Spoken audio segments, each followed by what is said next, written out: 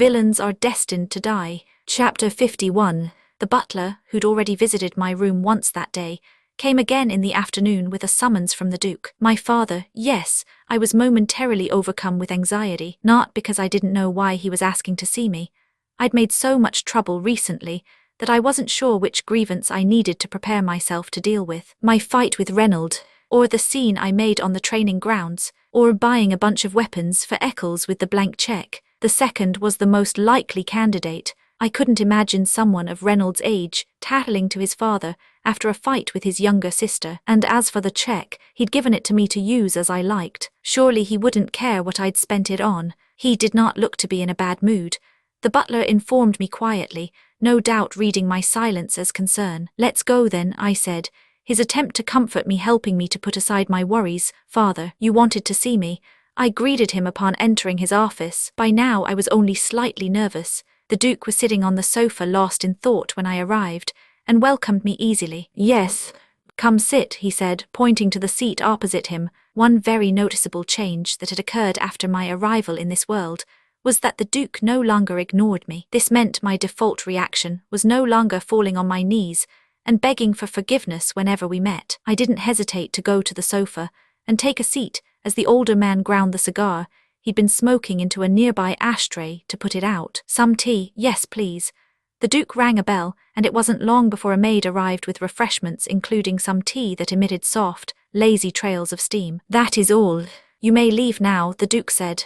The maid, who'd been poised to fill 2 teacups from the kettle, bowed politely and left. An uncomfortable silence settled over the office once more. Come to think of it, this is my first time having tea with any of the characters of this world. I'd always had a very clear objective when I'd visited this office previously: beg for forgiveness, ensure my survival, and get out as soon as possible. But despite how desperate and scared I often felt in this game world, nobody had ever really given me the time of day. Now that people were finally treating me better, I felt relieved, but it also left a bitter taste in my mouth. As I mused on my awful circumstances, the owner of the manor poured some tea. "Thank you," I mumbled but didn't take the cup.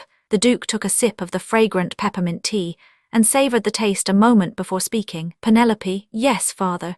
I hear there was an incident at the training grounds.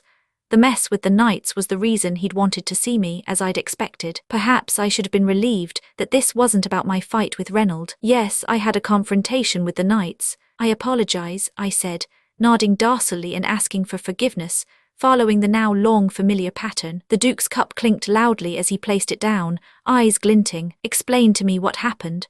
"It no doubt happened exactly as you heard it," I said, not wanting to waste my breath describing small details when they didn't concern my survival. The Duke's eyebrows twitched, however, indicating he was displeased with my answer. "How do you know what I heard?" "They probably told you that I came to the training grounds without warning and instructed Eccles to choke one of the knights," I said carelessly. It was obvious to me they had left out any mention of their own misbehavior when describing what had happened to the Duke. Why wouldn't they?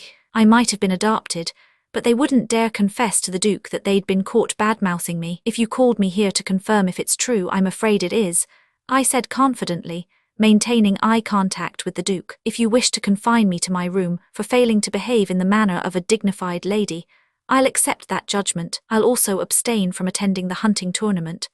I didn't admit to doing anything wrong like I usually did, since I had no regrets for the way I'd acted, and honestly didn't believe I'd done anything wrong. Instead of apologizing, I was subtly revealing my future intentions. "If it's possible, I want to avoid going to the hunting tournament. Having decided for certain that Eccles was my choice, I would follow the example set by the female protagonist in normal mode and not attend the hunting tournament. Instead, I'd focus on my knight's affection score. Thanks to the unpleasant circumstances of our family lunch, it hadn't occurred to me when we discussed it, but all self-respecting noblemen took part in the hunting tournament, which meant all my potential love interests would be there, with the exception of Eccles, who was denied entry because of his slave status. No matter how careful I was, entering the forest for the hunt was much too dangerous. That situation is perfect for getting myself murdered, no one the wiser, and because it was being held by the palace, there was a good chance I'd end up meeting the Crown Prince again. I'd sparked his curiosity enough to warrant a special invitation.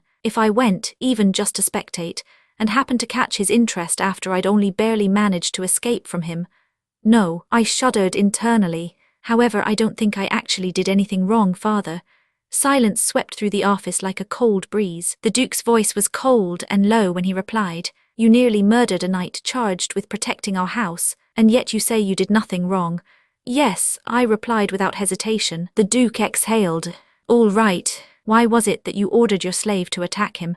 Why is he being so persistent about this?" I wondered. The Duke trusted the knights deeply and held them in great esteem. Sliding a knight of Eckhart was akin to sliding the house itself. I was fully expecting to be punished, since I'd nearly had one of them choked to death. I thought he'd be livid if I insisted I'd done nothing wrong, since I was counting on him confining me to my room. His reaction was puzzling to me. "But surely you find your knights more trustworthy than I." "Penelope Eckhart," the Duke warned sharply, "I am asking you why you behaved in this manner as a member of the House of Eckhart. Consider your next words carefully. You aren't going to tell me that you had no special reason to visit the training grounds. You were just bored, is that it? You've never bothered with going down there before." I understood why the Duke was so suspicious. After all, even a crazy villain like Penelope wouldn't pick a fight at random with the knights while they were in the middle of training. "And before you went out, you interrogated the butler regarding how your slave was being treated." "Well," my head shot up in surprise. I almost asked how he knew, but I caught myself just in time. The butler had been the one I'd had that conversation with, so of course he'd informed the Duke. Ugh, that old bigmouth. The butler was to blame for making this a bigger deal than it had to be. Seeing my hesitation, the Duke struck. "Do you have anything you wish to tell me now?" "It's all my fault, father. I was just walking by the training grounds on a whim. I didn't like the way they greeted me, and one thing led to another. The knights said the whole thing was related to your slave being punished. If you refuse to tell me the truth, I'll have him demoted from apprentice knight for disrupting the peace on the grounds." The Duke's rising anger depressed me. He clearly didn't believe I'd visited the knights on an impulse, and had somehow guessed that there was a reason for my being there. "Tell me everything that happened that day, or I'll hold your slave responsible for the entire incident." Since it had come to threatening Eccles, I had no choice but to confess. I wanted to leave the grounds, so I went to the training grounds to collect my personal knight. There was a knight, Mark I believe his name was, who was punishing Eccles excessively for an absurd reason, because he broke his wooden sword. I knew it sounded like a childish complaint. The Duke seemed to agree, his face falling into a fierce scowl. Assuming that was all there was to it, he shouted, "It is common for knights to be punished severely by their superiors. It's standard military discipline. Surely you're old enough to know that by now." The knight insulted me, Eccles' mistress. "What?" The Duke froze, eyes wide, mouth open to continue scolding me. Of course, the knights had left this part out when sharing their version of events. My knight got angry and snapped back, so Mark rallied the others and tried to beat him. "I ordered Eccles to duel the man who dared slight me. I'd actually told Eccles to kill him, but that was semantics. I wasn't stupid enough to admit as such in front of the Duke." The Duke was silent for a long moment, and I stared at my cup still sitting untouched on the table. The formerly steaming tea had quickly gone cold. Neither I nor the Duke moved to pour a fresh serving. "I'm tired of this," the thought suddenly occurred to me, as I threw a sidelong glance at where the Duke sat rigidly. How many times would this situation repeat itself before I could finally escape this world? "The knight," said the Duke after what felt like an eternity, his voice subdued. "The knights, what did they say about you? That I was a fake, and that I would be abandoned. They told Eccles that he had no idea my days are numbered, and I'm unable to support him in any way." I recited what they'd said without exaggeration. I didn't feel the need to exact revenge on the knights for intentionally omitting their own wrongdoing.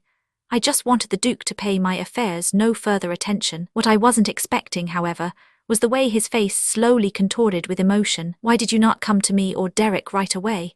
he demanded, breathing slowly as if trying to remain calm. The Penelope of old would have run to the Duke's office right away, screaming that the knights had snubbed her. I thought for a moment, then decided to just tell the truth. "I punished the knight, Mark, right away. After that I didn't think it was worth any further thought." "Not worth any further thought," hollered the Duke. Chapter 52. How dare a knight stoop so low as to slight a lady, and how could you so casually dismiss it as unimportant? Unable to understand why he was suddenly so upset, I just stared at him with wide eyes. "The knights are loyal to you and the House of Eckhart, not to me." I thought that had been accepted as truth the moment I'd searched out my own guard. I did not expect any loyalty from the knights, who refused to acknowledge me as the Duke's daughter. In fact, I felt this way about all the servants in the manor, not just the knights. Compared to starving because I couldn't eat the food on my plate, The night's insults meant nothing to me. In fact, if Eccles hadn't been involved, I wouldn't have done anything at all. Penelope, I just don't understand. The Duke didn't seem to see things my way. He stared at me with a look of deep frustration, as though he didn't know where to begin. The family nights, they are also your nights, and that will always be the case as long as you are a part of the House of Eckhart. Eccles is enough for me. I'm not talking about just someone charged with guarding you personally, and I'm saying all I need is my night, Father, I said, not giving in. As I have already said before, I do not wish to leave my safety in the hands of those who have no interest in protecting me. Nothing had changed after that conversation, though, other than Eccles taking up lodgings in the apprentice knight's dorms rather than the servants' quarters. Yesterday and on the first day of the festival, Eccles was the only one who protected me. I wasn't making any special effort to defend him since it was the truth. Men who couldn't even pretend they wanted to stop their peers from throwing insults my way would never serve as my knights. They had no right. The Duke sighed deeply, unable to find the words to change my mind when I appeared so resolute. Looking tired, he rubbed at his eyes and asked quietly, "So yesterday's events are what inspired you to buy 600 wooden swords?" I bought 600. Since I obviously hadn't counted them, I'd had no idea there were so many. Amused, I started to understand why the butler had been so appalled that morning. If I was going to be scolded anyway, I decided I'd make the Duke understand that I intended on keeping Eccles around for good. I felt sorry for him, so I bought him a magical sword too. Penelope Eckhart, I didn't give you that blank check so you could buy things for your... Don't scold me so much, Father. You gave it to me so I could buy things to make myself feel better, I said coyly, cutting him off with a pout. I wanted him to perceive me as his lovely, cute daughter, since I didn't want to listen to him nag anymore. I took a sip of my cold tea, my mouth dry from nerves. He won't get upset because I interrupted him, will he? I'd never been the cute type. My original plan had been to offer him a gift and do my best to look cute if he got angry, but it hadn't worked out that way. Why am I like this? Biding back tears, I kept a nervous eye on the older man from behind my cup. "Tusk, why are you drinking cold tea? You'll catch a cold. Wait for some hot water to be brought." Thankfully, the Duke seemed more upset that I was drinking cold tea than because I'd complained about his nagging. He summoned a maid and instructed her to heat the water in the kettle. I guess acting cute works pretty well too, I thought, relieved. I was glad to have found an alternate strategy, since just apologizing hadn't worked out for me during my conversation with Reynold. I always referenced my experience playing the heroine in normal mode, but the foolish constant apologizing was wearing on me. As the events of hard mode unfolded, the difficulty was slowly escalating. I have to develop a different strategy for dealing with each new situation from now on. As I contemplated this, the Duke's voice suddenly pulled me from my thoughts. "Penelope, yes, Father. Though I doubt this is the case," the Duke said darkly. "A slave is out of the question. I'm sorry. Even if he were to become a citizen, he is still from a conquered enemy kingdom." "I don't," I stammered, unsure of what he was trying to say. Whatever it was, the Duke seemed extremely serious about the topic. There's no knowing what greedy plots hide behind that pretty face. I do not doubt that there are many men out there seeking favor with the Eckhart family's only daughter. Father, I interrupted, embarrassed by the turn the conversation had taken. Wait a minute, does he think I want to keep him as a lover? If so, he was hugely mistaken. I never knew when Eccles might decide to just kill me. Pretty face, my ass. I have a heart attack every time I even think about his affection score dropping. My flustered protests came out in a messy tumble of words. I know I may not be as refined as most young ladies, but I'm not an airhead. I'm only saying this because he's prettier than a girl, that's all. This isn't a romance novel, Father. Why would I want to become lovers with my guard? And besides all that, I'm not into younger men. After all, the love interests would all belong to the heroine in the end. Regardless, I planned on completing the game before Eccles even came of age, and then I would leave without a hint of remorse. The Duke cleared his throat with an embarrassed air, sensing my outrage. "All right then. If you say so, I'll believe you. Don't worry, Father, that sort of thing has never and will never happen. Useless emotions and expectations of others would only hinder my escape." Not wanting to miss this opportunity, I pushed on with the conversation. "If you're that worried, I'll just keep to my room for a while and... You've done enough of that already. I'd like you to participate in the upcoming hunting tournament. But don't stay in your room all the time and try to mingle with other girls your age at the tournament. And do something about that nasty temper," the Duke chided, clicking his tongue. A surge of resentment filled me. He seemed to think I stayed at home all the time because I enjoyed it. Unable to let it go just yet, I argued. But father, I made a lot of trouble yesterday, didn't I? Trouble? Don't be absurd. Blasted little, oh, never mind. Enough about all that, the Duke said, grinding his teeth together. He seemed to be resisting the urge to curse. Oh, come on. I might have told my knight to choke one of his, but there's no need to curse, is there? That's not fair. I pouted. Nevertheless, I felt sad that I had to be grateful to the Duke for reining his temper in.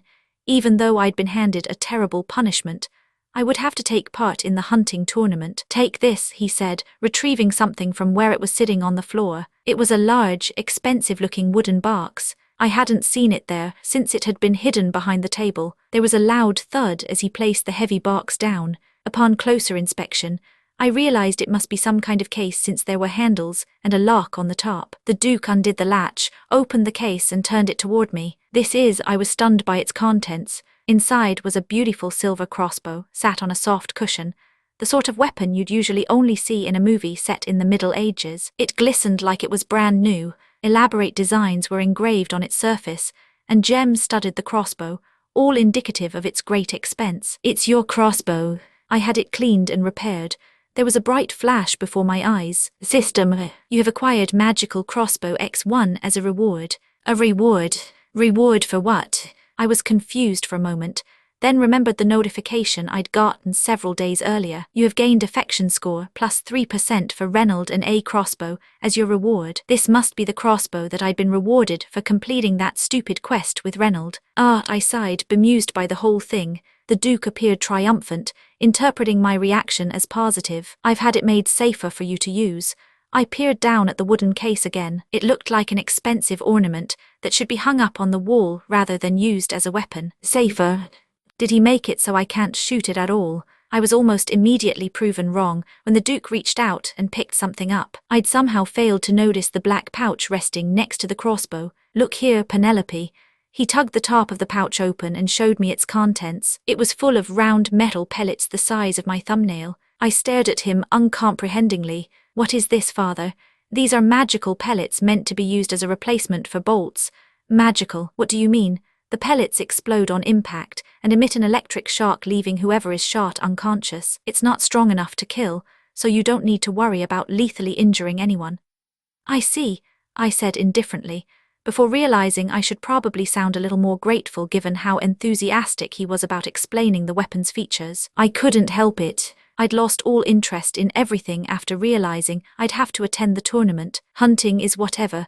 I'll be lucky if I can avoid catching the Crown Prince's eye. The Duke frowned slightly upon noticing how uninterested I seemed. There's one more thing, he said more grimly than before. The pellets have been enchanted to, upon impact, erase any memories of the moments preceding.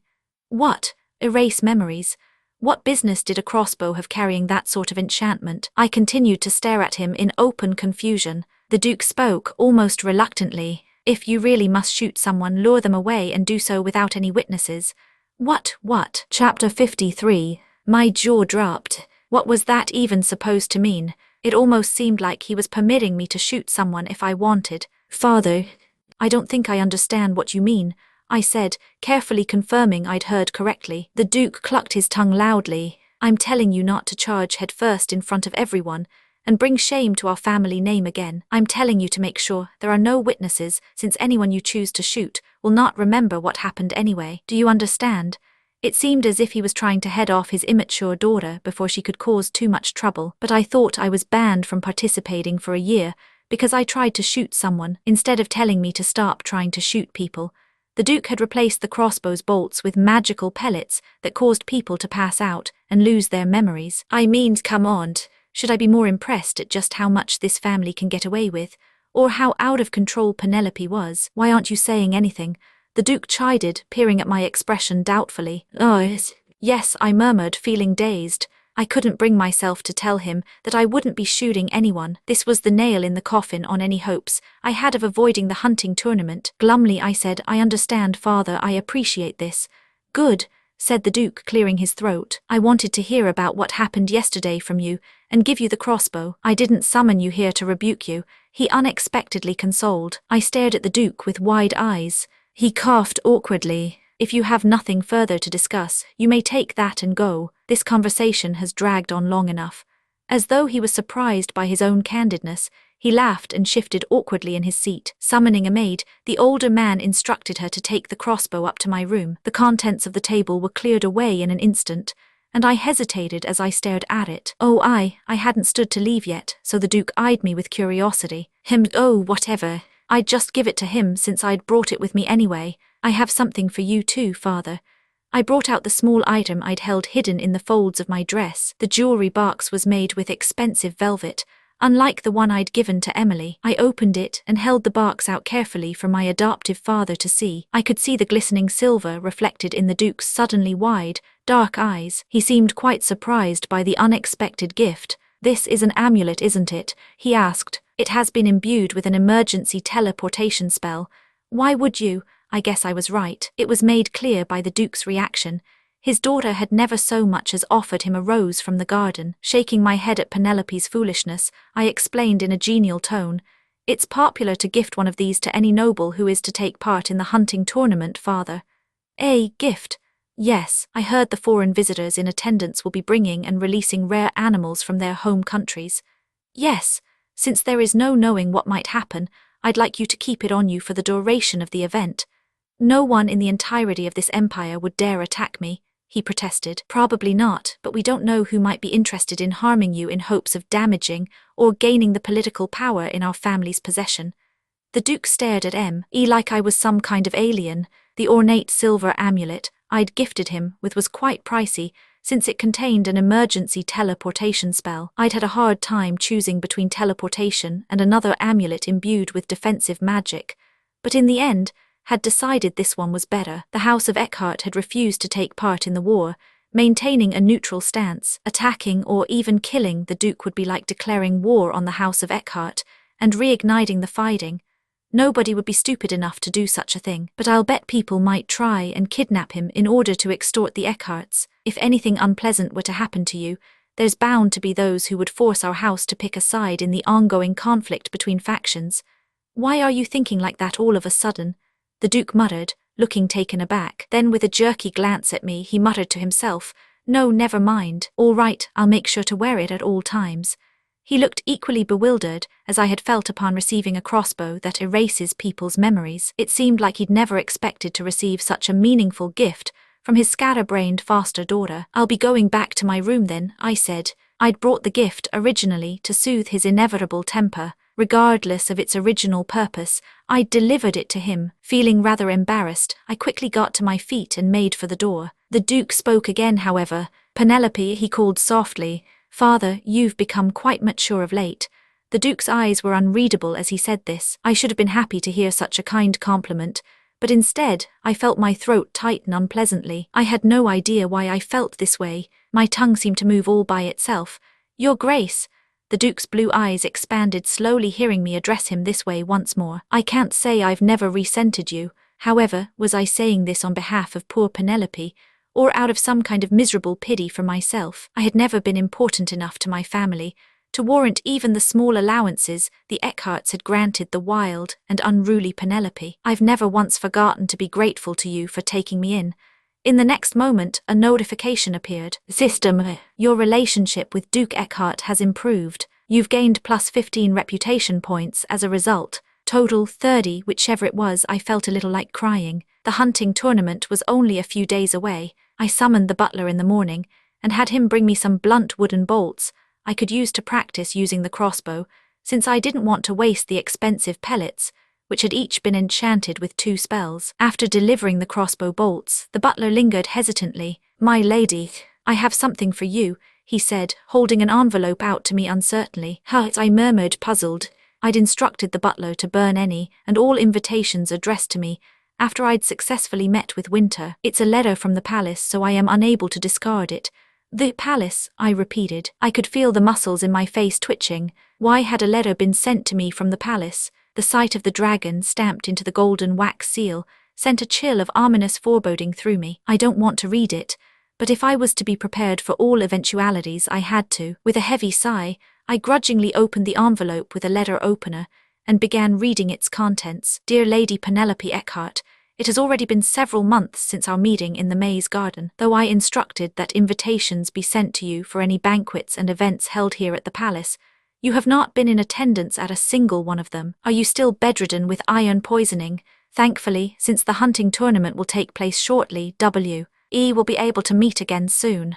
I'm sure you have heard that your ban was lifted. I made sure to speak up on behalf of my lady who has taken ill. I hope your condition improves soon, and we will be able to meet once more in good health. P.S. You haven't forgotten your promise, have you? You do well to remember it, my lady. I've been eagerly anticipating hearing your answer to my question, and have been waiting patiently for you to recover from that damned illness. Callisto Regulus, God damn it.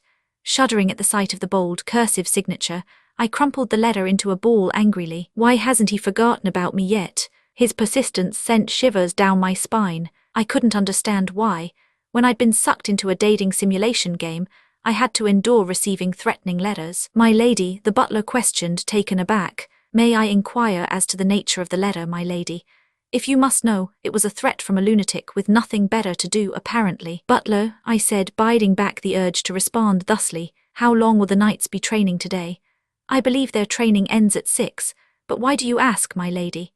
I'd intended to practice shooting with the crossbow in my spare time, so that I could gauge just how good this Bardie's muscle memory was. I assumed Penelope must have been quite good if she'd caused such a ruckus last year. However, I'd changed my mind. I need to use the training grounds today. Now I had a good incentive to begin immediately training with the crossbow. Chapter 54. Since the butler confirmed there would be no one using the training grounds in the evening, I read and waited for the sun to set.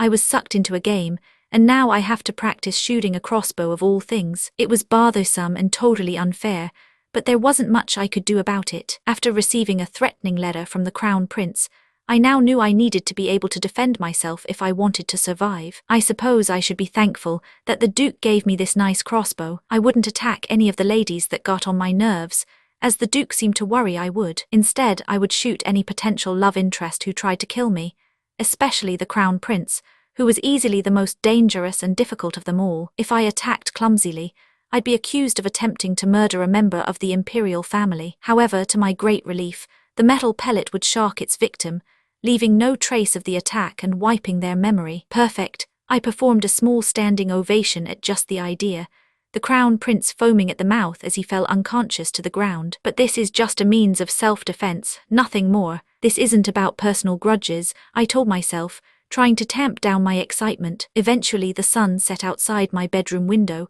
and I prepared to go out, changing into my hunting outfit. Ladies in Aoka only rarely participated in the hunt, if at all, so there was no specialized hunting attire for women. Instead, women wore thick tights and shorts with suspenders, which were also commonly worn by young boys. After pulling on my leather jacket and a tie, I studied my reflection. I expected to look silly, but a glance at the mirror told me otherwise. No way, I look fantastic in this. Apparently crazy good-looking people were unaffected by ugly outfits. With my hair done up in a bun, I looked like some kind of hunting goddess. With a grin, I lifted the crossbow, completing the look. Though it looked heavy, it was surprisingly easy to lift, no doubt because it had been enchanted to make it more lightweight. Penelope had used the crossbow a lot around this time last year. I somehow found the feeling of it in my hands familiar. My inspection complete, I snatched up my quiver of arrows and left the room. Each servant I encountered on my way out gasped and avoided eye contact as I passed them. I could feel their ugly glares following me down the corridor.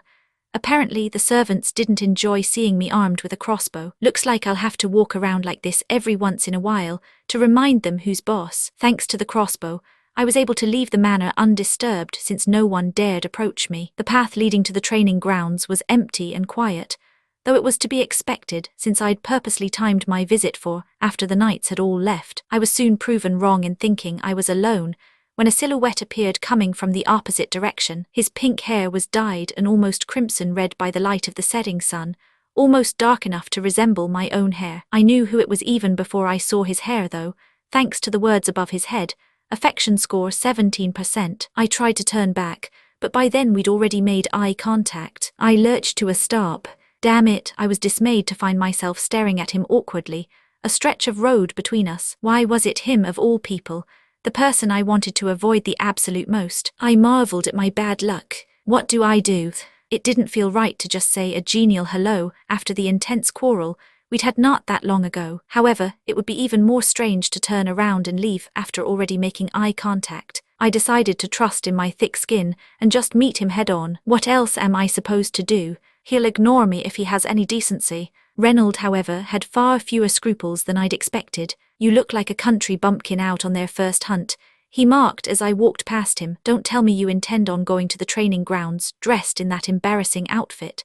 I gave a cursory glance at my surroundings and was relieved to see there were no rocks that I might end up cracking my head open on should things go south. I decided to ignore him and keep moving, but he persisted. So you're ignoring me now, he said, sidestepping hastily in front of me. I sighed quietly and peered up at him. Is there something you want to say?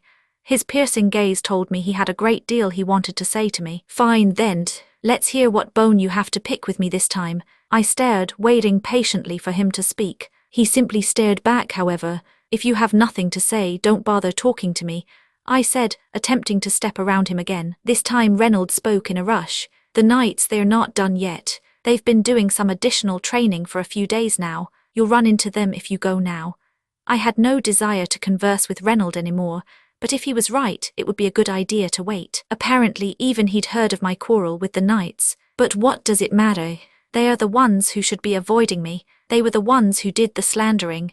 I don't care, I said glumly. I'm sure there will be a spare target I can use. If that's all, I'll be leaving now. As I moved past him, Reynolds spoke softly. You can go up to the attic if you want. I won't interfere anymore. The unexpected words caused me to freeze in place. Once I'd processed what he was trying to say, I burst into laughter. Does he think he's doing me a favor? Penelope might have had some kind of emotional attachment to that attic, but I certainly didn't. If I were to go again, there was no way of knowing when I'd be accused again of making some kind of cruel wish on a damned firework. Without hesitation, I replied, no. Why not? I'd hate to run into you up there. His blue pupils dilated, and the white letters above his head blinked threateningly. I watched impassively. Affection score 17%. I could afford to lose a few percentage points. Instead of worrying about the trivial matter of his affection score, I thought of the knights who were apparently still outside training. Does that mean Eccles is still there too? My plan to work on Eccles' affection score during the hunting tournament had been foiled. I decided I'd need to make some headway before leaving for the tournament instead. My musings were interrupted when Reynolds finally managed to get out whatever words he'd been struggling to speak. Harsh. What? Distracted by my thoughts, I failed to catch what he had said. His lips moved minutely as he repeated himself. I was a bit harsh. I still couldn't make out what was being said, since his voice was barely audible. I instinctively knew what he was trying to say, though. If you're going to apologize, be a man about it. Internally clicking my tongue, I gave him another chance. What? Then? I can't hear you at all, I said, my tone automatically slipping into one of glee. It was rare I got to see him so embarrassed. I knew I wasn't being very gracious, but I was unable to resist considering everything he'd made me suffer. I said, I'm sorry. I was a little too harsh on you. The pink-haired man suddenly shouted, throwing his head back. I could hear birds in the nearby bushes fleeing into the sky, no doubt startled by the noise. Did he yell into a megaphone? I frowned, rubbing my aching ears. His cheeks a fiery red, Reynolds grumbled. You used to always be the first to come to find me. Why did you mope for so long this time? Girls can be so stupid. I stared at Reynolds, though he was just grumbling at this point. I could glean a lot about the relationship between him and Penelope from his words. How would things go in this situation if I followed the intended route laid out by the game? I suppose I would accept his apology, and even thank him for apologizing to me first. But why was it that I always had to thank people when I didn't feel particularly grateful to them? Reynolds, he glared in my direction and said glumly, What? I'll accept your apology. It's not like I was particularly well behaved either. Well, I'm glad you realize that much, he said, his expression immediately regaining its usual smug confidence. I could only assume it had deeply hurt his pride having to apologize first. He was already acting as though it was only right that I accept his apology. But I want you to know something. What? This is the first time you've ever apologized to me. I wouldn't thank him for such a righteously delivered admission of wrongdoing. You've hurt me more times than I can count with your words, and I've forgiven you just as many times without demanding an apology. So I'll forgive you again, I said, smiling broadly, to make it clear that I was the one being generous here, not him. I had passed him and was standing closer to the training grounds now. so the fiery light of the sunset washed over my face, my hair fluttering in the breeze. I brushed the wayward strands aside, tucking them behind one ear as I gazed up at him. There was something odd about the expression on Reynolds' face. He seemed almost mesmerized, and when our eyes met, a blush spread across his cheeks. He stammered, his face bright red. I don't need forgiveness from the likes of you. I said what I needed to say. Goodbye. Before I could respond, he spun and strode away. What's his problem? I said, frowning, alone on the forest path. The letters barbing atop his head shone suddenly. Affection score 22%. I checked multiple times to make sure my eyes weren't playing tricks on me.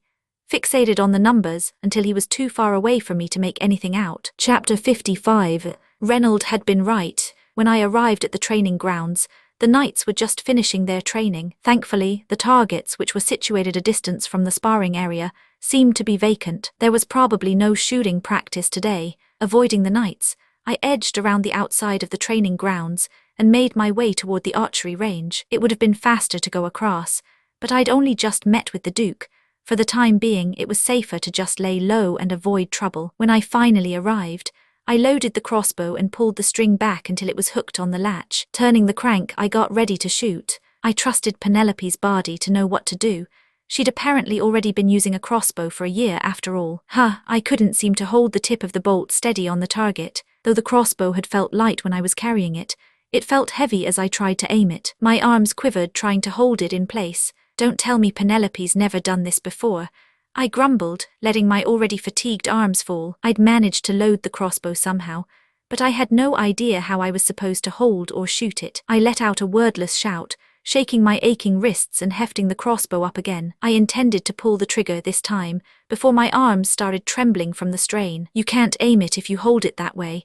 I felt the warmth of someone's body against my back. A hand stretched out in my peripheral and easily supported the weight of the shaking crossbow. Shocked, I tried to turn. Mistress, the muscular body behind me prevented me from moving, however. Eccles, only then did I realize I was trapped in his arms. What are you doing? He shushed me gently. You need to keep your eyes straight ahead, mistress.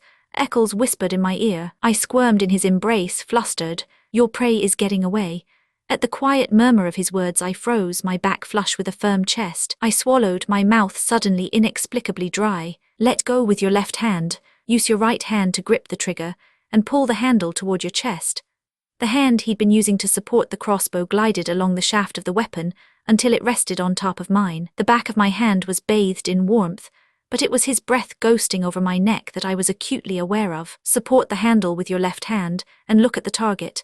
His left hand took mine and gently guided it into position. The pose he'd coaxed me into already considerably improved the stability of my aim. Breathe, mistress, he whispered, laughing softly in my ear. Just as I was beginning to feel like the red center circle on the target was growing hazy, my finger pulled the trigger, launching the arrow with a loud whistling sound. Moments later, I realized the bolt was buried in the center of the target. Good job. His warm hands slowly retreated from mine, the muscular arms that held me firmly in place releasing me. Eccles withdrew from my back and stepped aside, but my hands burned as if he was still holding me. I breathed out slowly, lowering the crossbow. Is training over? I asked. When I turned to look at him, the flutter of strange emotions in my stomach was wiped clean from my face. Eccles peered at me curiously. How long have you been here?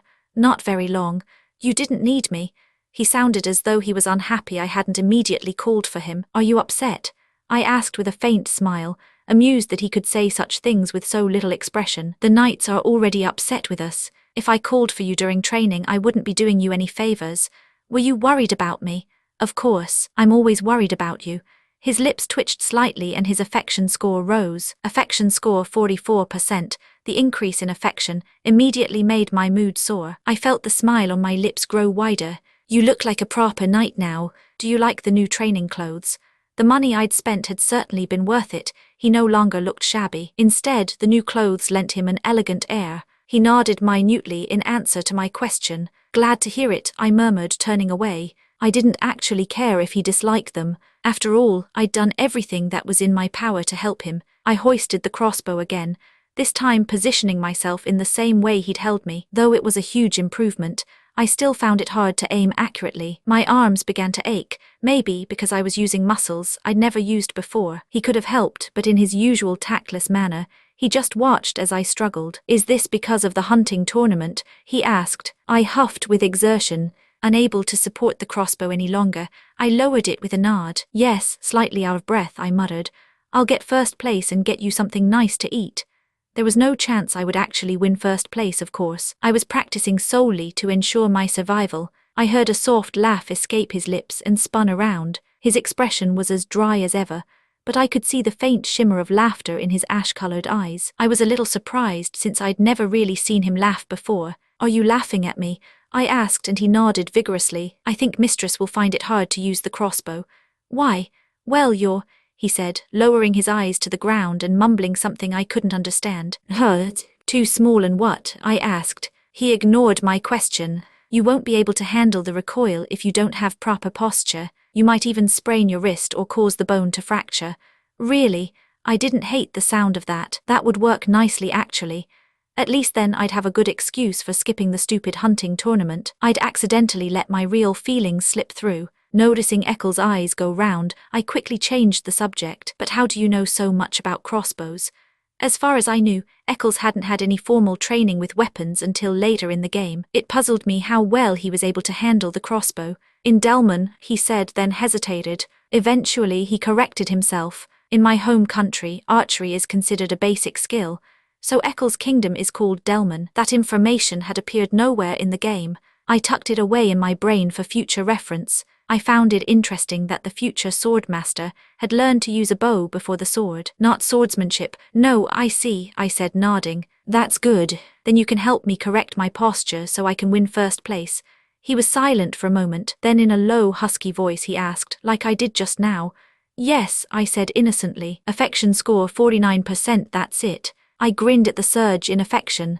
It had been an incredibly good idea to visit the training grounds that night. Hesitation gone, Eccles came to stand behind me once more, his arms wrapped around me, and his hands enveloped mine again, ostensibly to help me aim the crossbow. All of a sudden, a frosty voice pierced the warm atmosphere. "What is going on here?"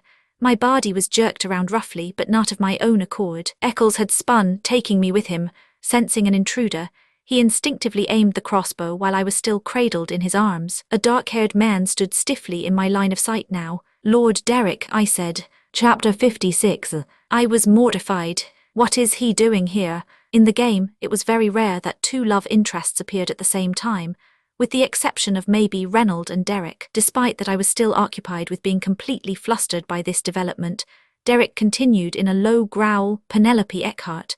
This is very bad, I thought, as a chill ran down my spine. I had to put an end to this unfortunate situation, somehow and quickly at that. I tried to extract myself from Eccles' arms, but his large hands just clung more fiercely to my own. "Eccles," I called him in a questioning tone, trying to twist my hands free. However, the more I struggled, the stronger his grip seemed to grow. Tilting my head back to look up at him, I finally said, "Eccles, let go of my hands. It hurts." His grey gaze slid down to my face. Our eyes met for a moment before he finally, reluctantly, released me.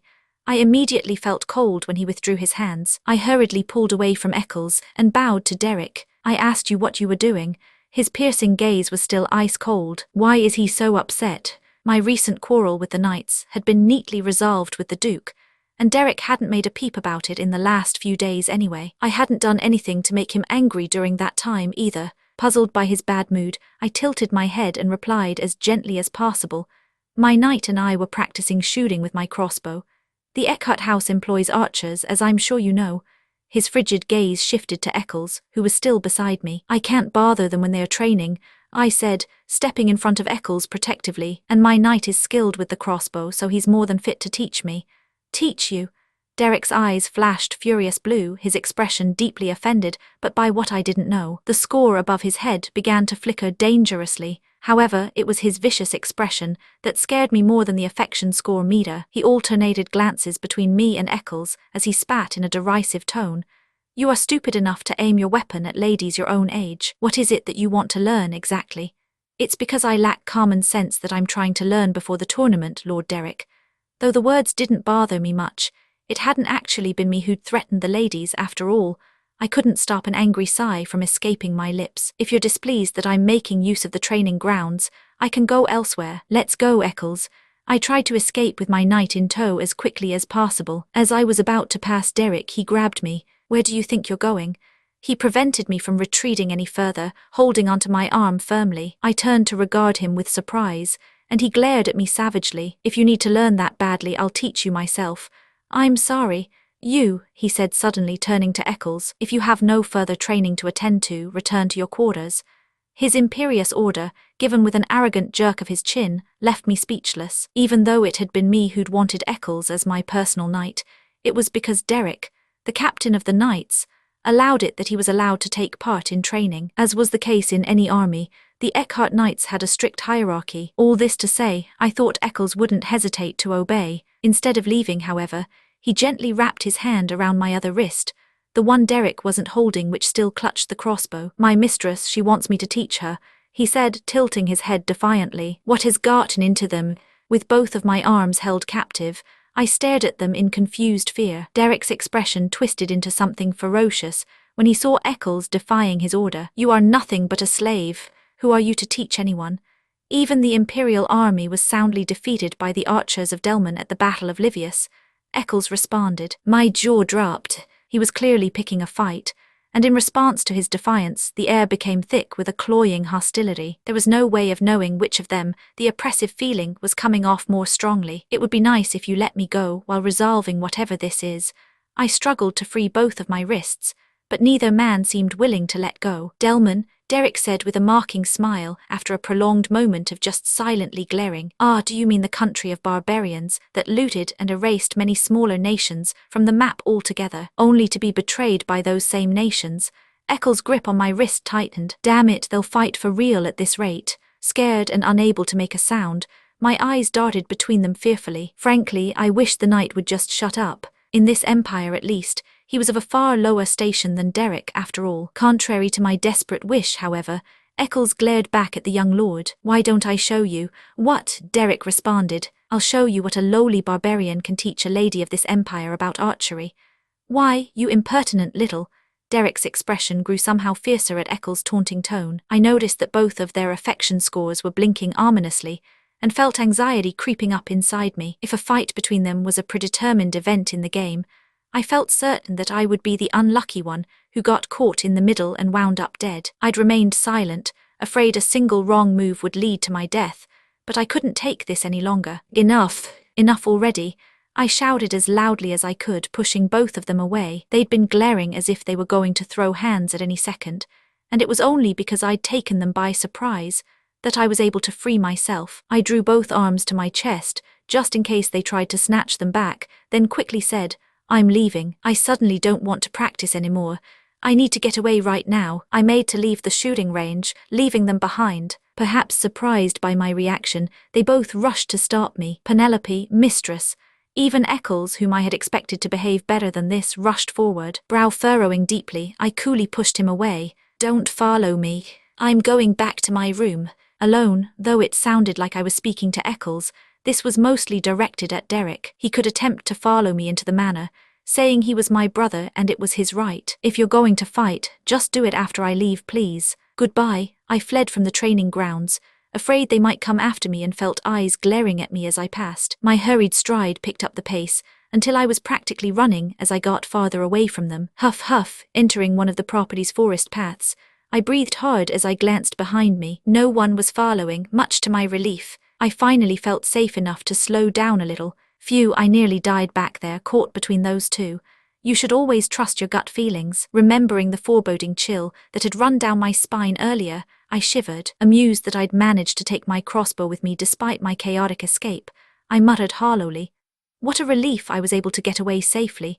I had no way of knowing if they'd started throwing punches at each other after I'd left. It didn't matter much to me since I'd already made my escape. There was no reason for their affection scores to be affected based on a fight that happened strictly between the two of them. I'll have to ask the Duke to get me an archery tutor and just practice alone behind the manor, repeating to myself like a mantra that I should stay away from the training grounds for the foreseeable future. I resumed my walk. Chapter 57. The damned hunting tournament was only a day away. The maids forced me out of bed and into a bath in the wee hours of the morning to make me squeaky clean. All the fuss was because of the celebration marking the eve of the tournament. to be held on the palace hunting grounds, because royal families and nobles from other kingdoms would be in attendance this year. The tournament was to be even grander than usual, as I was doused in scented oil for the second time that morning, and the maids dealt with my damp hair. I complained sleepily. Must we go this far? I'll be tying my hair in a bun and wearing pants for the hunt tomorrow. That's why you need to look prettier than anyone else today, so all the men's eyes will be on you, Emily replied enthusiastically. The other maids who'd participated in invading my room so early in the morning also chimed in. That's right, my lady, you'll be the queen of the Eve festival this year. Yes, Lady Kellen took first place last year thanks to that incident, and her maids have been so arrogant ever since. The last maid to speak abruptly clammed up. I could see Emily glaring at her in the mirror, the mood suddenly turning awkward. It was obvious they feared I would be upset, since the maid had brought up one of my past blunders. Meh, that wasn't me anyway. I decided to be generous and ignore her slip of the tongue. Instead, I thought about the hunt that they seemed so excited about, though it wasn't really relevant in normal mode. The tournament was open to all genders. The amount of game caught by each contestant would be counted on the last day, and used to decide the winner. However, it wasn't as straightforward as all that. The number of animals hunted would be the sole determining factor, but game hunted and gifted by another also counted toward a person's total score. Of course, animals that were harder to hunt, such as bears and tigers, were worth more. Because of this system, most men would give the game they caught to the women they liked to help them win. It was basically flirting. The hunting tournament's just another plot device used by the game to appeal to female audiences, isn't it? What is this, some kind of romantic secret Santa? Count Kellen's daughter had won last year's event, thanks mostly to Penelope, who'd threatened to kill her. People had felt immensely sorry for the lady, who'd been nearly shot by the Eckhart rabid dog, or chimpanzee, as people began to refer to Penelope, and all the men had given their game to her. The Count's household must have made fun of the Duke's servants over the incident. Sadly for the maid's winning aspirations, I wasn't interested in anything but protecting my own hide. Oh, one of the maids tugged at my hair a little too viciously, pulling me out of my reverie. Oh, did that hurt? Please forgive me. The maid had been twisting my dry hair into a bun and fixing it in place, but retreated as soon as I complained. It's fine. Go on, I said, nodding to her. Then I muttered under my breath, don't worry everyone, I've got a plan. Pardon, replied one of the maids. I won't hesitate if the opportunity arises. They looked puzzled by my words. What do you mean, my lady? I'll keep an eye on the woman with the greatest amount of game, and on the last day I'll shoot her with my crossbow and take her points. My lady. I'd meant it as a joke to get the maids to relax, but they all looked horrified instead. Emily, clearly appalled, quickly changed the subject. Please don't say such frightful things. Now then, you're all done. You just need makeup now. That means I'm far from done, I grumbled, but closed my eyes as they requested. Despite my complaints, I didn't dislike looking pretty. The pampering and polishing had begun early in the morning and did not end until late in the afternoon. The blood-red dress the maids picked out had a plunging neckline. I obediently wore it, and the white pearl accessories they'd laid out for me. She really does look good dressed like this. Evil things were often very beautiful, weren't they? Penelope's reflection in the mirror was much too dangerously seductive for her to be simply relegated to playing the opposite of the heroine from normal mode. There was something suggestive about the way the outer corners of her eyes slanted upwards like those of a cat. She was like an apple that looked red and enticing on the outside, but was actually full of venom. The maids brought black leather shoes for me to wear that suited my dress nicely. The heels were quite tall though, and I was having a hard time adjusting to them. Seeing me wobble, Emily rushed over to help keep my balance and said, My lady, would you like me to help you to the ground floor? No, call for Eccles. Pardon, why would you want? Emily asked, puzzled. I responded casually, he's my personal knight. Of course he should escort me. Right, please wait just one moment, my lady. I'll call him right away. Emily nodded reluctantly before rushing from the room. I could understand her hesitance, since slaves were not allowed in the palace. I'd actually asked for him not because I wanted an escort, but to find out whether he and Derek had actually fought after I left, and also, since they worked so hard to make me look good, I might as well try and raise his affection score a little more. It wasn't long before the door opened again, preceded by a polite knocking. My lady, I've brought him. Come in, I said. Eccles entered after Emily. Mistress, he froze when his eyes met mine. King in the sight of me lounging forward lazily, my chin cupped in my hands. His ash-colored eyes reminded me of a violent storm. I was certain it was thanks to how pretty I looked. Affection score 50%. I smiled broadly, seeing the affection score climb so easily. Unlike before. Emily, please take my crossbow case and wait for me downstairs. You're taking it with you today? I think it's a good idea to take it to the lodge early. Yes, I'll do that. She left the room carrying the case. Come closer, Eccles. I tapped the table leisurely with one finger. As if he'd suddenly been shaken from a daze, he slowly approached me. He stopped a few steps away from the table. Closer, I ordered, nodding at the space directly in front of me. He complied silently. On your knees.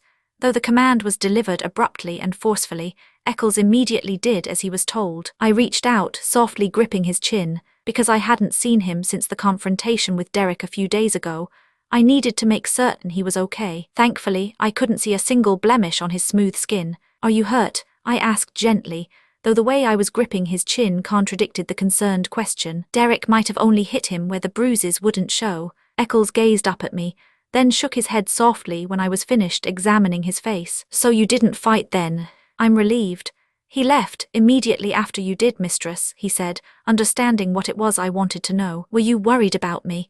It was the same question he'd asked me not too long ago. At that time I'd said I was, and he'd appeared to like hearing those words. Now his grey eyes carried an air of great devotion, as he gazed up at me like he was willing me to say yes. However, I remembered all the times he'd surprised me with his unexpected hostility, so I chose the stick instead of the carrot. Don't interfere like that again. I snapped in a tight, strict tone like I was disciplining a puppy. I thought you said you could manage just fine on your own. Do you want to be thrown out before you even manage to prove yourself? But that man grabbed your wrist. Don't refer to him like that. I let go of his chin and warned him coldly. Does my first brother look as generous as I am, forgiving enough to overlook your disrespect? Eccles' gaze turned glum, as if he were being scolded for doing something he didn't do wrong. He was as expressionless as always, but there was an oddly glum air about him. Maybe I was misreading him though. I glanced at the white letters above his head and assumed a softer tone. I'd like you to stay by my side for a long time. I couldn't allow Eccles to be kicked out of the manor until his affection score gauge was full. That was the only way I could escape. In order for that to happen, you'll have to exclude me from your personal vendetta. What I'm saying is, don't take your rage against the Empire out on me. I hadn't just been afraid of dying, caught in a fight between Derek and Eccles. I'll show you what a lowly barbarian can teach a lady of this empire about archery. Memories of that rainy day had come rushing back when he'd said those words. Memories of a wooden sword slicing through the air and coming to rest at my throat. Eccles, though he looked up to me for taking care of him, harbored an intense hatred for the empire and its role in forcing him into slavery. I couldn't let Eccles continue harboring his treacherous feelings if I was going to escape successfully. I need him to feel nothing but goodwill for me. I needed to remind him, do you resent me for buying you? Do you think life would be better at the auction house than having to withstand all the disdain from everyone here? I need someone useful to me. If you hate it here and feel like I'm forcing you, I'll give you this ring. You're free to leave at any time.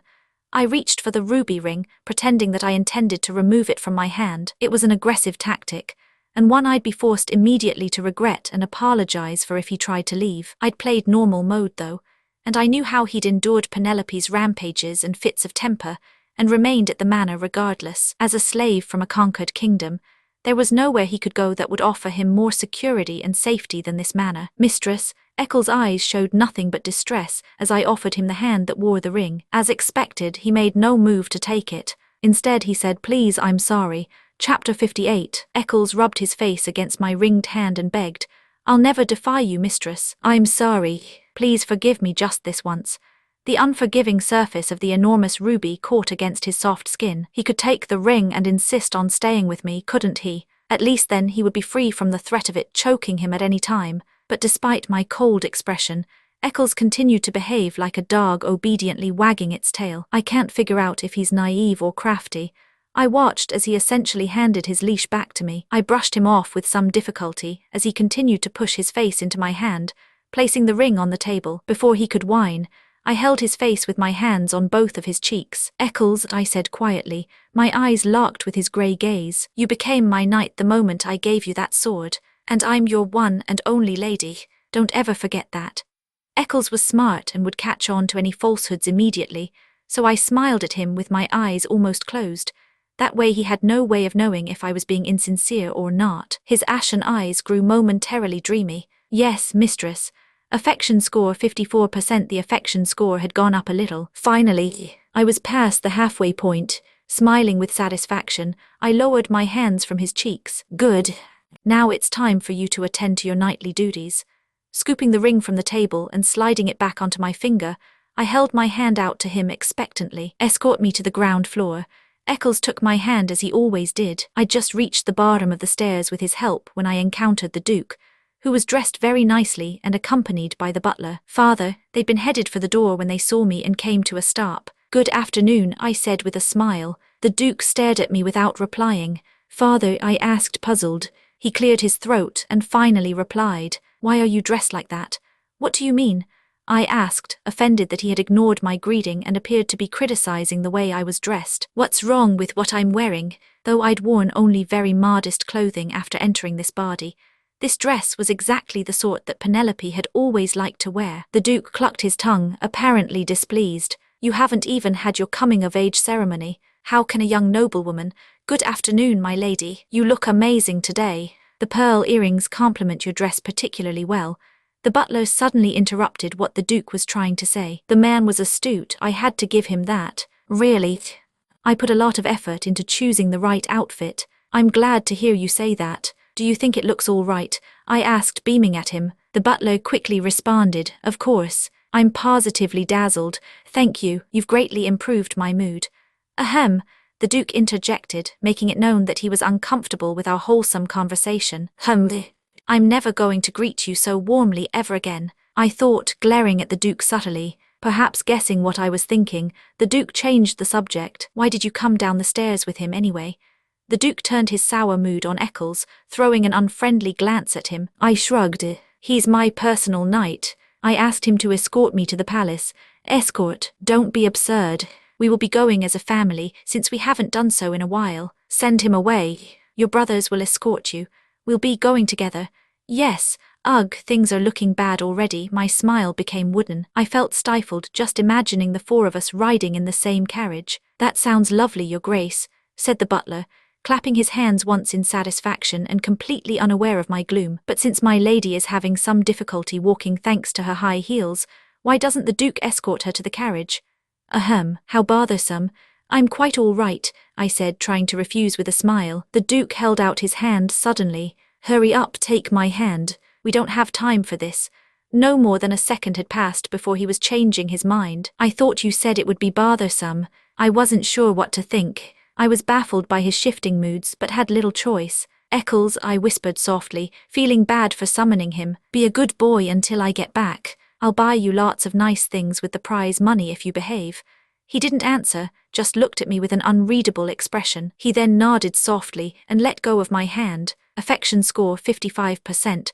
There was something odd about the way it had risen only a single percentage point, and the way he maintained eye contact with me. Why do I get the feeling that he's marking me? I thought as I gave my hand to the Duke instead. When I'd finally climbed into the carriage with the Duke's help, I realized that my other two love interests were already seated inside. You should have sat next to each other, not like that. I despaired when I saw that they were seated opposite one another. The Manor's carriage was large enough to hold 4 people without any issue. However, since I'd arrived late, I was forced to sit next to one of them no matter what. I alternated glances between them and considered for a moment. Affection score 22%, affection score 25%. Oddly enough, Derek's affection score, which had been 20 last time, had risen by 5 percentage points. Is it because of that day at the training grounds with the crossbow? Perhaps running away from him, without siding with Eccles, had positively affected the gauge, and Reynolds, surprisingly enough, had almost caught up to Derek. The difference was only 3%. Go on, sit down, the Duke pressed. I made up my mind and chose to sit next to Derek. My dislike for Reynolds aside, the affection score was all that mattered. 2 pairs of blue eyes were fixed on me. For a brief moment both of their expressions shifted imperceptibly. Then suddenly, the letters changed. Affection score -1%, affection score +2%, affection score 21%, affection score 27%. Their affection scores had changed simultaneously. Reynolds had dropped 1%, and Derek's had risen by 2%. Hey, what are you wearing? While I was occupied with staring at the opposing score changes, Reynold did the predictable and started nitpicking as soon as I sat down. I arted coldly. What you ask? You're too young to be learning that kind of dress. Might as well go around naked, marked Reynold. I thought you'd matured a little after the last celebration. I guess I was wrong, said Derek disapprovingly, joining in. Why are they picking a fight over nothing again? I looked down at my dress, wondering if their criticism was warranted. The V-neck revealed a bit of collarbone, but that was all. The dress was hardly indecent. That's enough, the Duke rebuked, getting into the carriage just as I was about to lash out at them. It looks fine on her. Why are you criticizing her? Are you for real, father? Reynold seemed unable to believe that the Duke would take my side. I was also surprised, of course, since he'd been the first person to criticize my dress today. What the hell? I shot him a baffled look, and he clucked his tongue and turned his head away. Let's leave, he said, casually rapping on the carriage roof twice. The enchanted carriage began to move without a sound, and as I'd expected, an oppressive silence fell over the carriage. We could have just gone separately. Why insist that we go together? I pressed myself close to the window, so that no part of me came in contact with Derek inside. It brought back memories of how terrible it had been last time I'd gone to the palace, sitting as still as possible and staring fixedly out the window. To my surprise, it was the Duke who interrupted the protracted silence, clearing his throat as was his habit. Did neither of you receive a keepsake for the hunting tournament? We all turned to look at him. Reynold looked puzzled.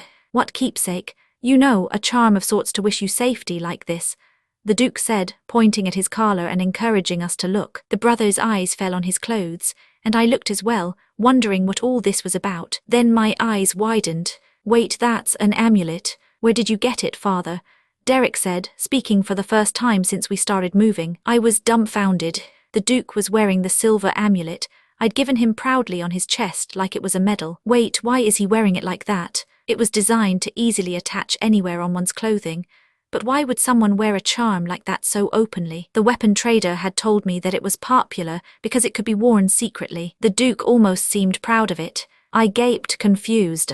I'd given only the Duke an amulet, and had done so for a good reason. Of course, I hadn't gotten one for Reynold or Derek, but the way the human mind worked, people got easily irritated and jealous if they found out they'd missed out on something. And if he decides to brag to these idiots, the Duke, unaware of my internal panic, actually looked somewhat excited as he explained. Well, you see, just a few days ago, Father, I interrupted him hurriedly. The brothers swung their attention to me, and I smiled awkwardly as I struggled to think of something to say. I don't know who gave it to you, but it looks great.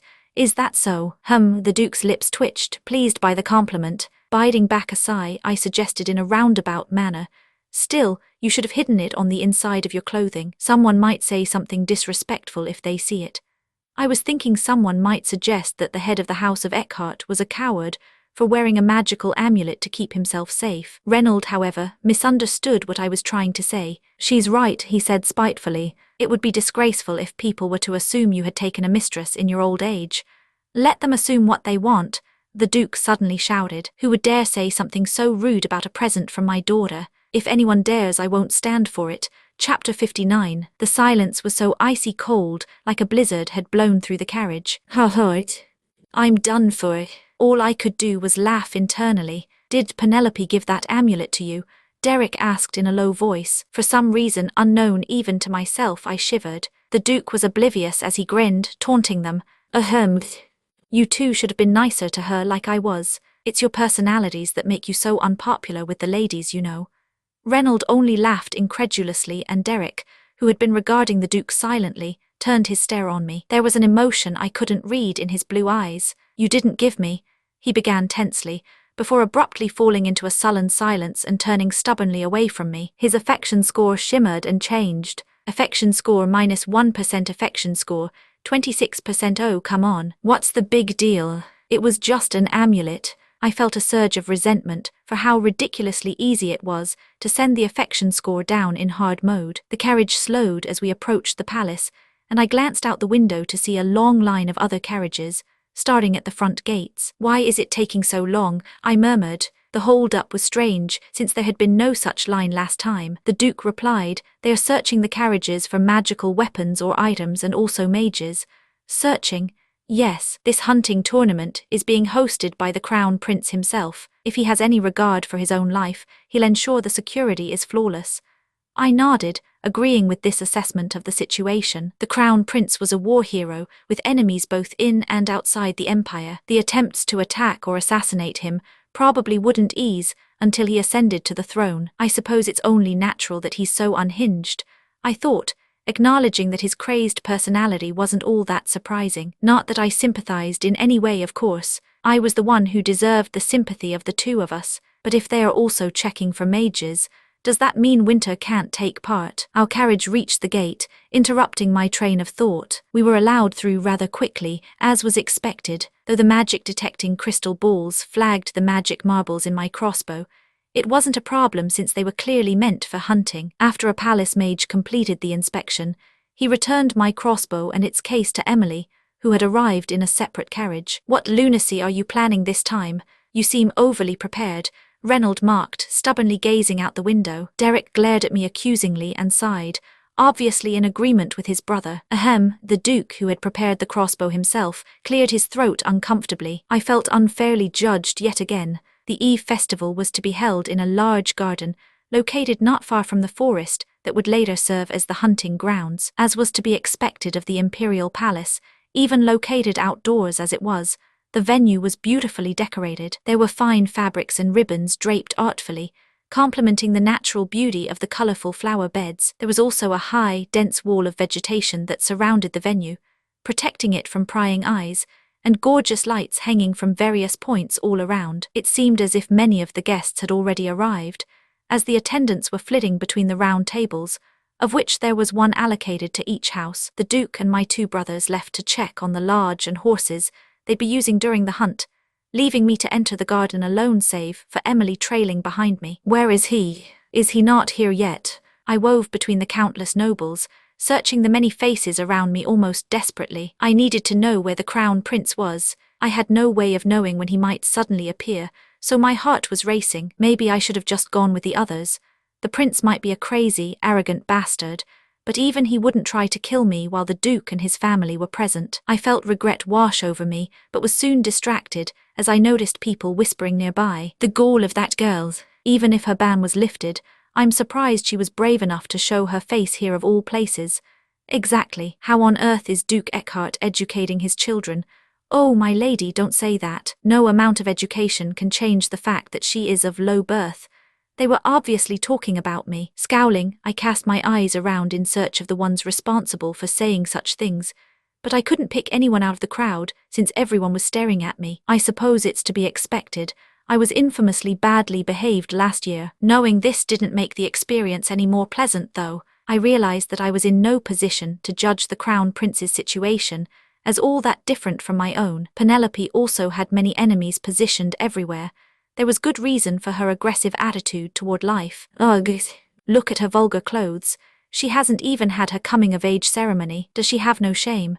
Emily's face fell. She had been responsible for choosing the dress that would best complement my looks, along with the other maids. This was the fourth time today someone had criticized my clothing. I heard if you endure hearing the same thing 3 times, you can get away with murder. Since I'd endured unsolicited criticism more than 3 times, did that mean I could cause trouble now if I wanted? "Emily," I said in a voice loud enough for everyone to hear, "go get my crossbow." Emily shot me an alarmed look but nodded. "Yes, my lady. I'll go right away," she replied, turning to leave. Her voice was much louder than mine. Her eager compliance was in stark contrast to earlier, when she'd asked me not to bring up using the crossbow again. Seeing her rush toward the lodge made me grin. The ugly muttering had gone completely silent. "Say one more word. I dare you." I held my head high and scanned the crowd. Every pair of eyes that met mine flinched and glanced away hurriedly, much to my amusement. Even though my maid was gone, leaving me alone, nobody seemed willing to mark me again. I guess they don't want to get shot by the crazy Eckhart chimpanzee, huh? I decided to look for the Crown Prince later. Thankfully, he didn't seem to have arrived yet. If he was here, I was sure he would have approached me by now. Relieved, I moved to the Eckhart table, which was toward the front. I fell into my seat, crossed my legs, and called one of the passing attendants. "Over here, yes, bring wine. I want a bottle, not a glass." Gasps were heard all around as I confirmed the notion. Everyone, no doubt, had that I was some kind of a Philistine. Emily soon returned with the crossbow case. My lady, she was out of breath, seemingly having run the whole way. Good work, Emily, I said, and Emily grinned with pride. It was the same nasty expression I'd seen on her face when she'd woken me using a needle. The case clanged loudly as I dropped it onto the table. Before removing the crossbow, I began sliding in the small marble-like pellets that served as ammunition in full view of an avid audience of onlookers. The loud sound the pellets made as they were loaded echoed unpleasantly through the silent venue. My goodness, someone should stop her. Shouldn't we call the guards?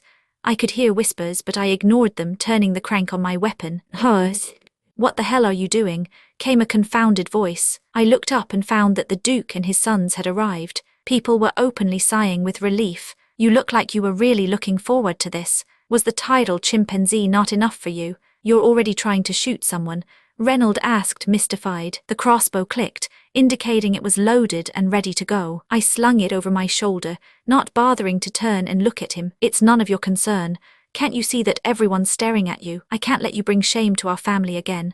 Reynolds, the Duke warned, his voice steadily getting louder. Reynolds glanced around at our audience and leaned toward me to ask viciously, "Are you just going to sit there looking ridiculous, you crazy bitch?" The way he clenched his teeth and spat profanities at me sent a chill down my spine. I knew I looked pretty silly with the huge crossbow slung over my fancy dress, but I refused to respond to him. He wouldn't believe me even if I told him I was only doing this in self-defense. Penelope Eckhart, Reynolds spat. It seemed as if I could add another name to the list of people who seemed to think I was out of my mind. It took a year for them to lift your ban. You'd better think carefully before you act. I have permission from father to use my crossbow. I was finally forced to reply. I chose the most effective excuse I had at my disposal. Reynolds' eyes gleamed unpleasantly. He whipped around to the Duke and asked, "Is this true, father?" Ahem. I flinched as the Duke glared at me, but thankfully he didn't deny it. He simply clucked his tongue. There is no rule that forbids a person from carrying a weapon at the festival. Be quiet and sit. But father, you know what she's like. Silence. Why are you so distrustful of your sister? She told me she has seen the error of her ways, so let's wait and see. And you, Penelope, the Duke warned seriously, if you cause another disturbance, I will not lift a finger even if you're locked in the palace prison. Of course, father, you can trust me, I said with a giggle. Reynolds seemed to have a lot that he still wanted to say, but in the end, he kept his mouth shut and fell into the seat next to me. He wore a savage glare as he studied my mocking smile. Heart. If you think this is unfair, you should get him an amulet too. I was able to mark him to my heart's content internally, very satisfied with the outcome of my gift to the Duke. I'd been very wise to give him the amulet. Chapter 60. I was still grinning happily to myself when I felt someone sit down to my right. "Don't do anything stupid," came a cold voice. I turned to find Derek sitting next to me, speaking so low that only I could hear. "If you damage the family reputation once more, I won't let it end with only imprisonment." The Duke sat opposite me, and the Eckhart table was finally full. I had somehow ended up seated between the two male protagonists who loathed me. Why me? I glanced between them, unpleasantly surprised by the unforeseen situation. Why do these assholes have to sit beside me? Though it would likely keep the Crown Prince from trying to kill me, I wasn't happy about it at all. In addition to the crossbow at my back in my vicinity, there were forks, knives, and even the hunting rapiers that many of the men in attendance were wearing. Each of them posed a significant threat to my life, and to think I was trapped between these bastards, this is not good. An unpleasant foreboding feeling was already creeping over me when someone suddenly called out, "The Crown Prince." My gut feeling had taken tangible form already. I whipped around, startled by the loud voice, and noticed the man quickly striding down a red carpet laid out through the center of the venue. Affection score 2% lustrous. Golden hair glowed against the Inkai night sky. The first thing I usually noticed when one of the love interests appeared was the white letters floating above their heads. But the Crown Prince's hair always attracted my attention first. I was staring blankly at his shimmering blonde hair when he began to turn in my direction, perhaps feeling my gaze. Oh God, his red eyes were about to find me. Panicked, I ducked down to hide behind the table. I could feel the brothers staring down at me oddly, but I had more pressing concerns. "Please, dear game, please say he didn't see me. I beg of you." I usually cursed the game at every opportunity, but now I was praying that it would spare me this time. I heard the Crown Prince's voice ringing out in the distance. As His Majesty has gone south to recuperate, he began, I will be hosting the hunting tournament this year. The Crown Prince, Callisto, had arrived to deliver the festival's opening speech. Surprisingly, he sounded like a perfectly normal human being. I slowly returned to my seat as though nothing strange had occurred, and saw the Crown Prince confidently sitting upon a raised golden throne. At the foot of the platform sat a variety of people dressed in strange outfits. No doubt the royalty came from other kingdoms to attend the event. Thankfully, the prince wasn't looking in my direction. I breathed a sigh of relief. This year we are honored with the presence of many guests from the Empire's allied kingdoms. I'd wager their participation will cause the competition to be fiercer than ever before. There have been many unique beasts brought from distant lands for the hunt, so I hope you all have an enjoyable time. As one might expect from the Crown Prince, his short, lazy speech ended quickly, and he made to immediately take his leave. However, a voice calling from a table to the side of the venue prevented his escape. Your Highness, my apologies, but I have a question. I glared in the direction of the voice, wondering which damned idiot had stopped His Imperial Highness from leaving the party. Marquis Elland, look who it is, it's been a while. The House of Ellen was the Empress Consort's family, but even so, the Crown Prince should have shown a little respect to someone who was old enough to be his grandfather. Instead, he'd chosen a disrespectful tone. What is your question? Why is it that the Empress Consort and the second Imperial Prince are not in attendance?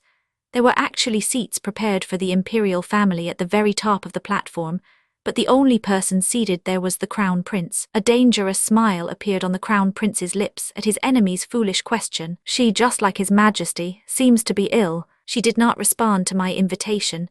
She was fine when I met with her not too long ago. Are you saying she suddenly fell sick?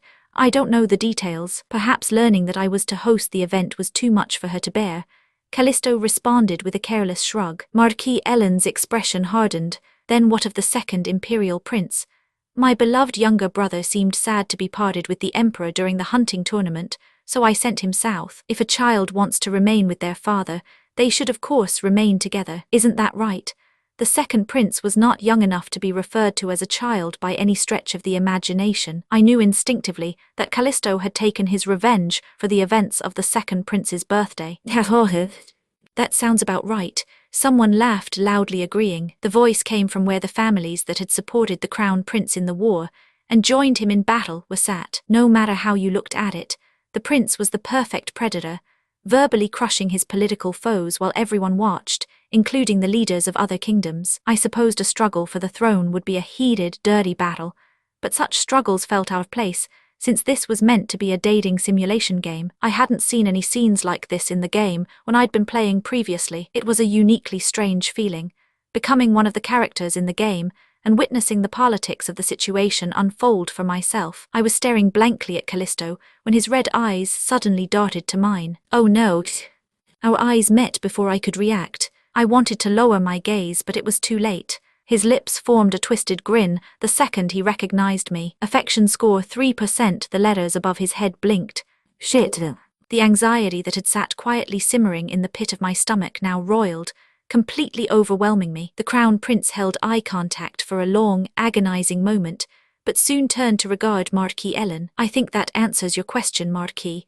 He was warning the man in a roundabout manner to know his place. Yes, thank you, Your Highness, said Marquis Ellen, having no choice but to bow despite how soundly he had been humiliated. I assumed the Crown Prince would leave then, since nothing was stopping him from doing so. Or maybe it was more accurate to say I desperately wanted him to. But it was not to be. Originally I had planned to give the opening speech and take my leave, he said, but I've changed my mind. His red eyes peered down at me, glittering with the excitement of finding a new toy. I will remain until the Eve festival is over.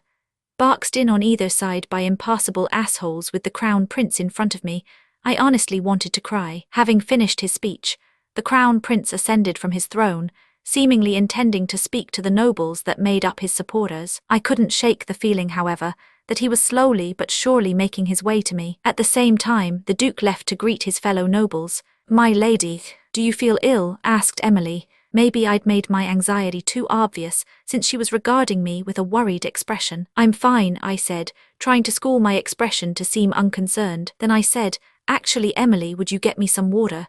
In an effort to quench my anxiety, I'd been drinking water, and my cup was now empty. I could have called for an attendant, but I was afraid of doing even that in case I attracted the Crown Prince's attention. I'll also ask if they have any chamomile tea, Emily whispered quietly. Chamomile had a calming effect on the mind. It seemed to me that she was taking her role as my devoted servant very seriously based on how attentive to my needs she was being. That would be nice, I said, nodding with a faint smile. A minuscule warmth spread through my heart. Emily had not been gone for long when Reynold rose from his seat. Where are you going? I asked, impulsively grabbing his sleeve. He frowned, looking down at my hand. I'm going to say hello to my friends. Must you go? Can't you just stay with me? Are you insane? He stammered, snatching his arm away and storming away from the table. Affection score 22%. The rapidly retreating letters blinked above his head. Though I'd recovered the tiny drop in affection score from earlier, I wasn't at all happy about it. Now 2 of my shields had disappeared, and I was more nervous than ever. You're all I have now, I thought, turning to my right with a desperate look on my face. Derek was the only person left at the table, but he'd already been getting ready to leave with someone else while I spoke with Reynold, and it would be nice to finish discussing that project I mentioned last time. What do you say? All the relevant parties are in attendance. That sounds fine. Derek left without a single backward glance, following the man who'd approached him. No, don't leave me here alone. Unlike with Reynold, I didn't even have time to try and stop him. I was suddenly alone at my table, all my human shields gone and exposed to the risk of death. I looked around me, noticing that everyone was gathered in groups of 3 and 5, engaged in amicable conversation, and no one looked interested in approaching me other than the Crown Prince. What do I do now? I was looking around hopelessly when something caught my eye. There was a group of women wearing peculiar clothes, not at all similar to the dresses worn by the noble ladies of the Empire. Some of them were wearing more provocative, translucent clothing, while others were covered from head to toe in dark fabric, only their eyes visible. There was also a group of women who wore outfits with a distinctly Eastern look to them. They were the royals and nobles visiting from foreign countries, or more precisely, from kingdoms conquered in the war. One of the women, draped entirely in black, removed something round the size of a soccer ball from a small cage. What is that? It had a smooth, opaque surface not dissimilar to a ball of bubblegum, and an enormous eye that took up half of its face. It also had no hands, and only 2 thin legs that resembled those of a chicken. Is that one of the exotic animals people will be hunting? Though it was a strange creature I'd never seen before, I found the way it waddled about quite cute. I could see tiny canines peeking out of the strange creature's mouth as it chirped. Kiyu, oh my, it's so cute, someone exclaimed. It seemed I wasn't the only one who thought so. I could see some of the other young nobles glancing in the creature's direction. That was when I received a notification. System, main quest, become the queen of the hunt. First objective, save people from danger, rewards, plus 5% affection score for all love interests, plus 50 reputation, accept /decline/p/body,